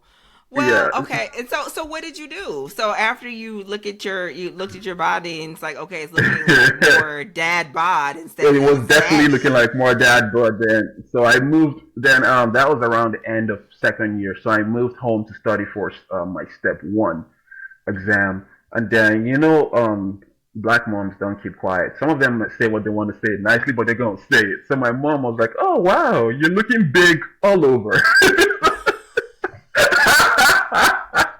And I'm sure That's she said it in a Nigerian accent. Oh yeah, yeah. no. I was like, oh boy, this is it, this is it. I have to do something about this. So I started. So it actually came to me because I honestly at this point I felt a mix of emotions. I felt like an imposter because I was already like coaching people, writing workout programs. I felt lost because I was like, this is a new problem I'm dealing with. I'm still lifting weights consistently.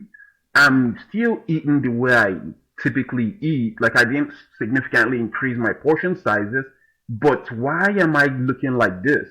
So I was um one day I was like eating and texting, and then I had gotten this typical, like I wanted to get the typical portion size I would have usually gotten when I was at home, but the big plates were dirty, so I used a smaller plate and got something in the smaller plate, and I was like I automatically told myself I was gonna get more after this. So when after I ate the smaller plate, and then I got carried away texting in a group text, so I got carried away for like 10 to 15 minutes, and then I got up automatically to go get the second plate, and I was like, wait, I'm actually full. And then Mm-hmm. that was like an aha moment for me. I was like, wait, I got full of something that was literally almost 60% of what I would have typically eaten. So maybe I should try to eat slower next time and see how it works. So next time I started like trying to replicate that behavior. Then I started doing some more reading, and then next time I was like, okay, I should consciously increase my water, right? So those little tweaks that I did, eventually I started seeing the pounds peel off. I started seeing like a little more definition. I didn't even change too much of my workout. I was still doing the same workout.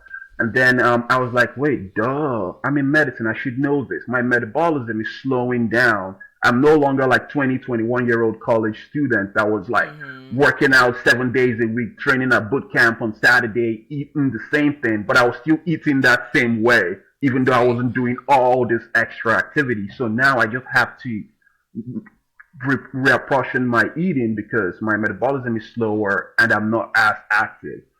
So I decided to like start doing little hacks, drinking a lot more water, consciously reducing my portions. Now adding like little cardios into different lifting days as opposed to waiting for one big cardio day. Just like little tweaks here and there. And then like magic again, looked back at my picture and I was like, oh shit, I'm back. We're back in and, action.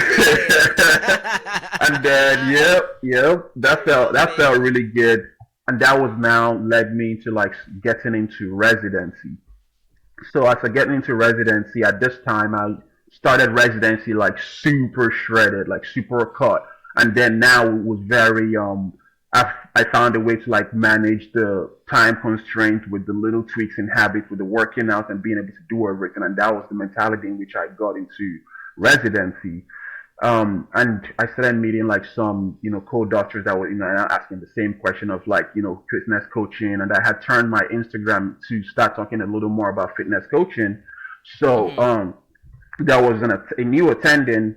She had asked me if I was like, if I was okay to take clients. So I was like, you know what, this residency salary and shit anyway. So I'm going to try to find out. I was like, I find I'll take you. I'll try to do like one-on-one. So I remember like, doing like some coaching sessions with her. I think I gave her a program for like $150 or something.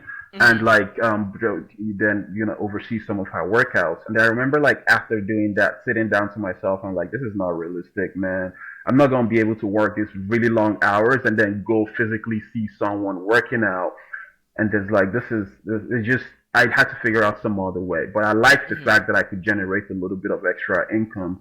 Mm-hmm. So I then heard about this thing called Trainerize that some personal trainers use, and they like put their workouts onto like an app kind of thing. Mm-hmm. So I was like, oh, I should look into that. So I then took a bunch, I looked into the app, and then it became such second nature for me to be able to build workouts now, because I've been doing it for like a decade. So I looked into the app, and they already had like pre-built workout, pre like recorded different workouts. So I used those to build a workout schedule. And then the next client that I had, I decided to try. This was before even like virtual became a thing, because this was like early 2020. I mean, before like when COVID was brewing, kind Like, of okay, thing. yeah, like right Yeah, before it yeah. kind of like boom, shut everything Yeah, down. yeah, Yeah. yeah. So I had, because it was, yeah. So I was now able to like play around with the trainer ice thing. Then the next client that I had, actually it was still that first client. So I used her to test out that trainer rides, because I was like, I want to figure out a way to cut our in-person sessions, because I can't physically honestly be here because I'll burn out. So I was like, are you willing to try this app thing with me? So I uploaded the different workouts and then added her as a client and whatever, and played around with it. And then it worked. It cuts like my in face thing with her by half. And then I was now thinking one time, and I was like, you know what? Maybe just so that my clients feel a little more personable, I feel like it'd be easy. It would be better for them to see me actually doing the workout as opposed to some random white man lifting weights. So I decided to look into how to upload my own workouts on there. So I then took the camera, went into the gyms, recorded a bunch of workouts, and then uploaded my workouts in there, and then built my first official like workout program on Trainerize. And then I was like, wow. So if I have everything virtual now, I literally don't have to even be there with anyone. So the next client I'm gonna try to make it virtual. So that she was my first and last in-person client. Ever since anything outside of that, we're now like anyone that I trained after that was now trained on the Trainerize platform, which ended up working out perfectly, because that was now when COVID major shutdowns happened. Right. Right. But that also posed another fitness challenge to me, because majority of what I had known about me maintaining a big muscle mass was with lifting weights, and Yeah. COVID shut down all the gyms, which and made buying weights very, very difficult. Yeah. So I had to reharness some of the things I learned from like the bodyweight workouts around the time with my dad, and then reharness some of the bodyweight workouts I had learned from like teaching boot camp, and like started teaching myself how to write a composite bodyweight program that would still help me maintain my muscle size. Um,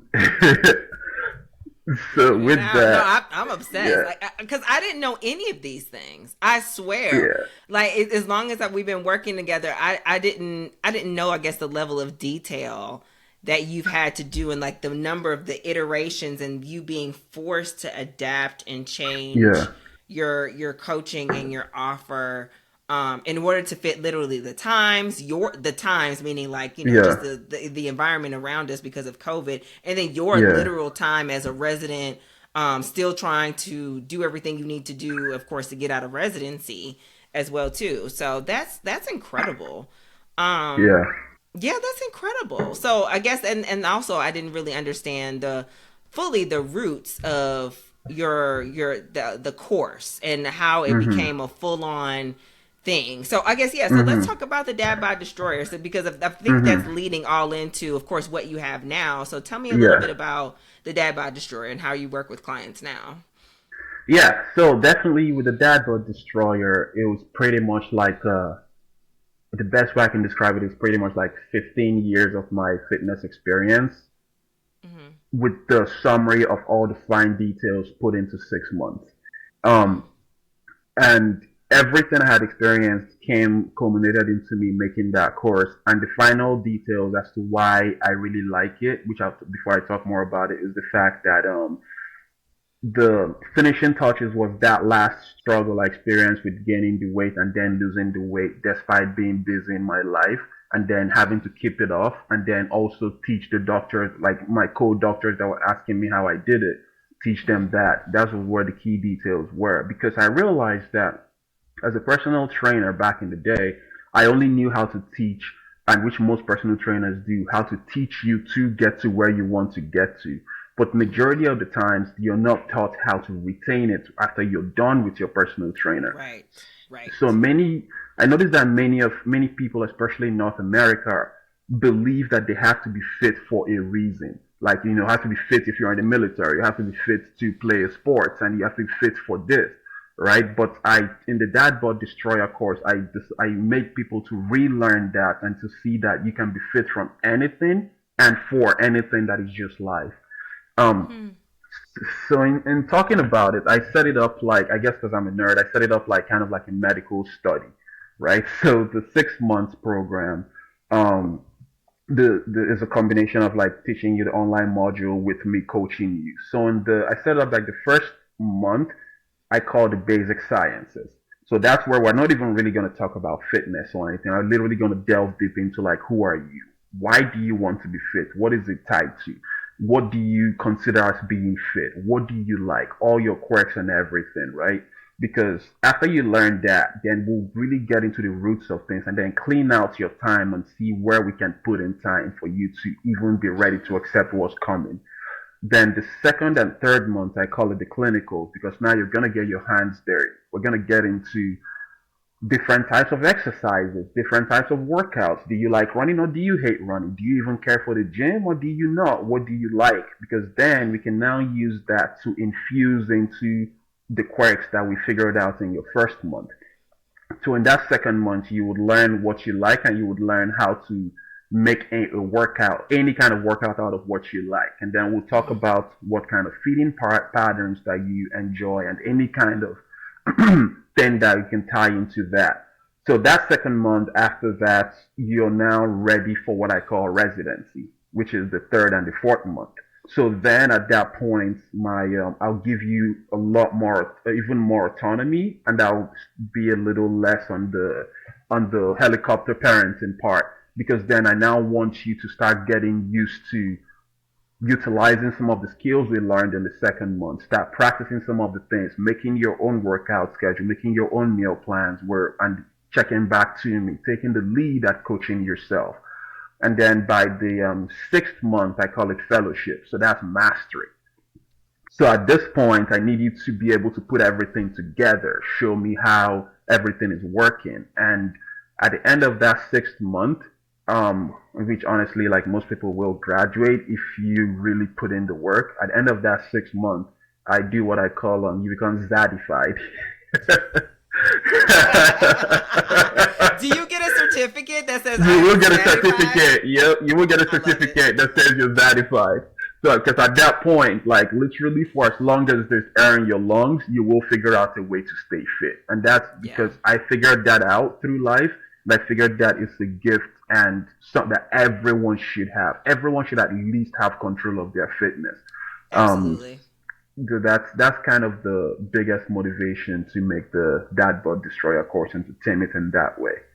I absolutely love that. And what I even love even more that you've given us kind of a peek behind the scenes of the Dad Bod Destroyer is that it's truly for clinicians, like working busy doctors, like you understand what it's like to go through the basic sciences, the clinical. So even the terminology that you're using, I totally relate to, even though I'm not a man, clearly. But that's so incredible. So tell me about the very first sale that you made of the Dad Bod Destroyer. And I know the story just a little bit, but, please. Yeah, no, that was a very funny and surprising time.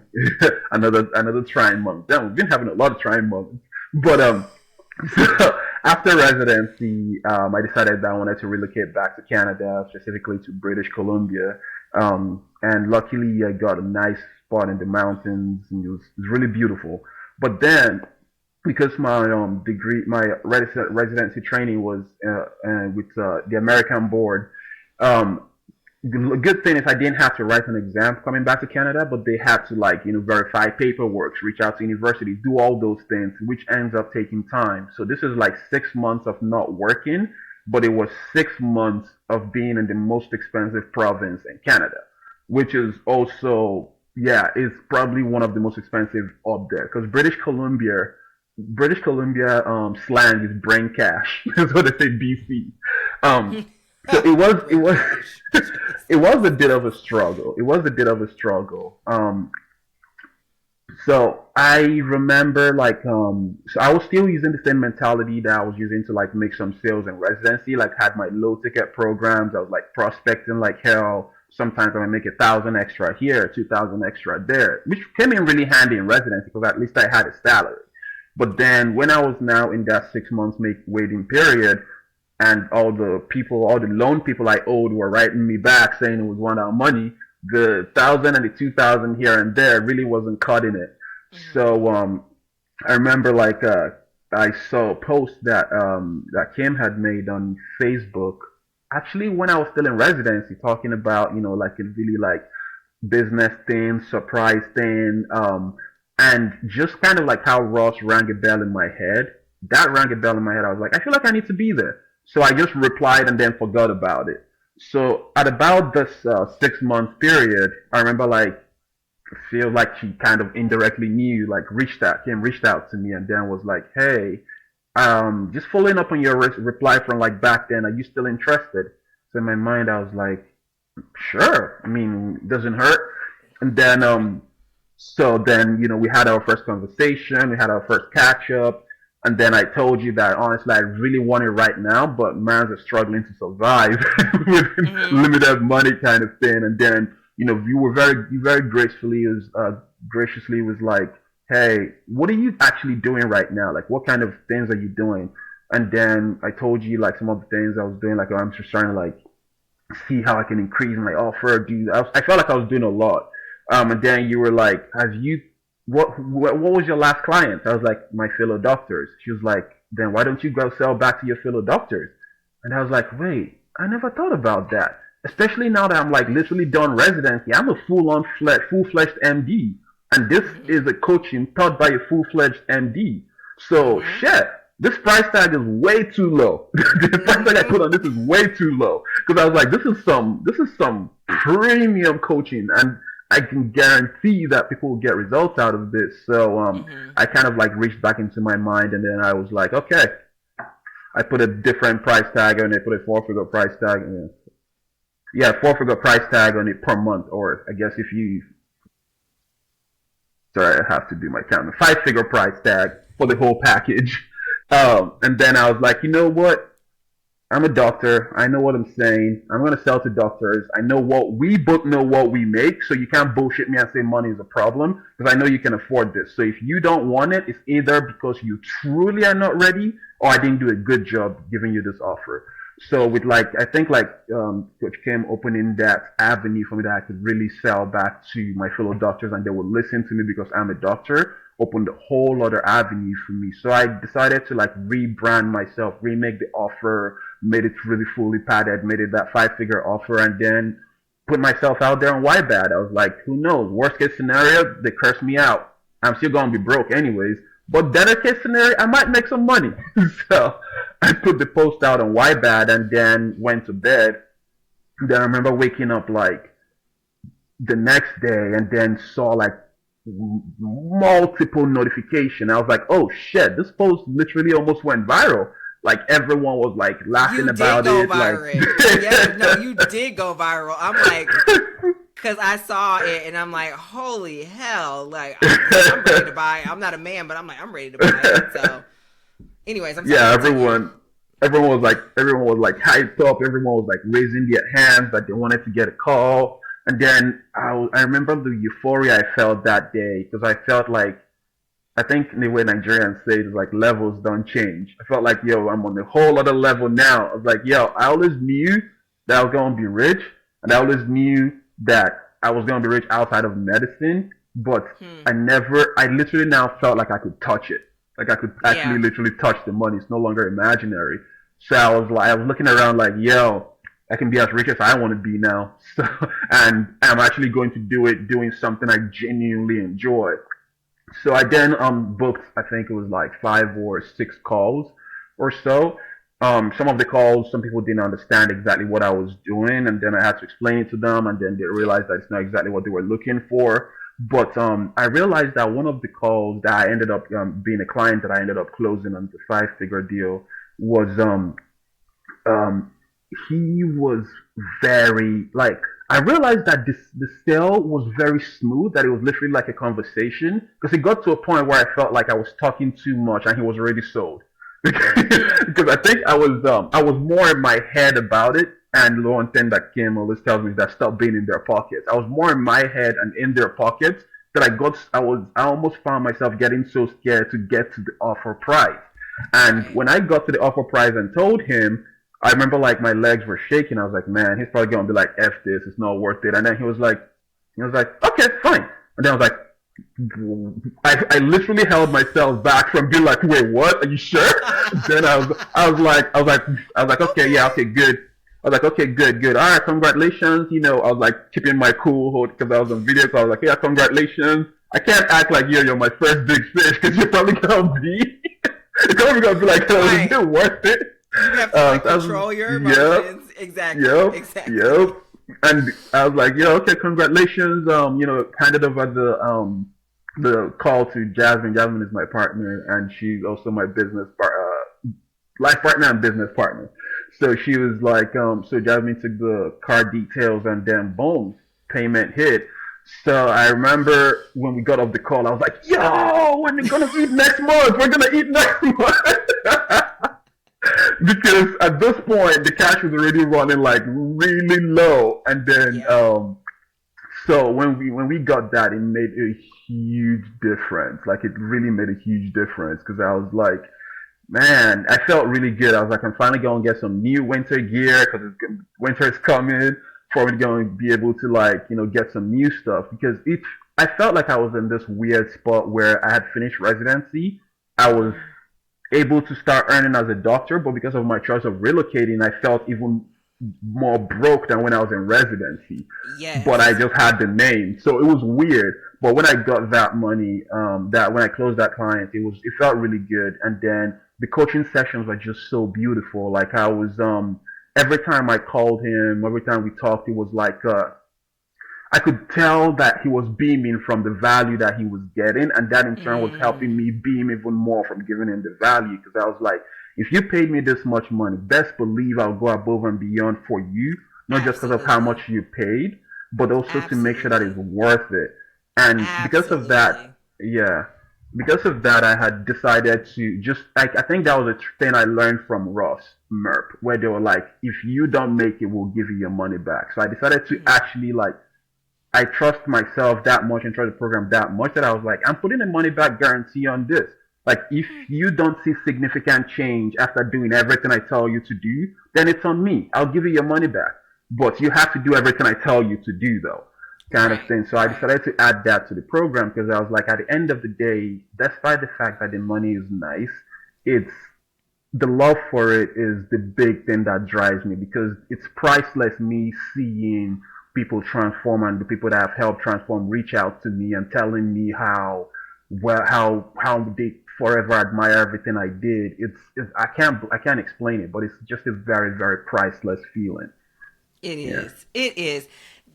Dimitri, thank you for telling that story. Now, you glazed over some things that I think is important to say because Okay. you have, of course, over 15 years of experience. And during this time, like you said, you were between after graduating and waiting for your paperwork. You were doing a lot of beating your head against the wall and you were Yeah. burning yourself out from what you shared with me at that time. Yeah. What I appreciate is that you saw the opportunity to pivot and you did, and the results happened for you so quickly. Like you made Yeah. five figures in 23 days after spending Yeah. months of doing the Yeah. same thing over and over. But I'm so impressed because like I said, the change was so quick. The reward for you was so quick from the coaching that I gave you. And then not only on top of that, you said it so much, and I've been thinking about that lately as far as why coaching? Like why Mhm. do I try to encourage doctors to become coaches and start their own coaching programs? Because it is so, like you said, it's when you made that sale, I felt like I won, but I was so more proud of you. And then for you to then be able to go impact someone else's life, it's this huge ripple effect. And sometimes in the house of medicine, and I know you know this as well, it can be like, okay, another, NSTEMI rule out, or another this, another that. And sometimes it can get very routine.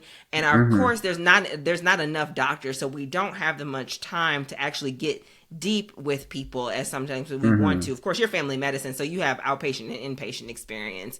But when you're a coach and you're working with clients, like you said, you can see the change in your client and your client. It's like the symbiosis that happens, and it's just like this beautiful transformative process. Like you're helping someone to change, but their change is helping you to be as better as well too. There's nothing like gross or sleazy about it. It's like nothing but empowerment and joy, and like there's this inexplainable feeling that you get being a coach and actually like seeing your clients win. Like it's indescribable, I feel. No, definitely is.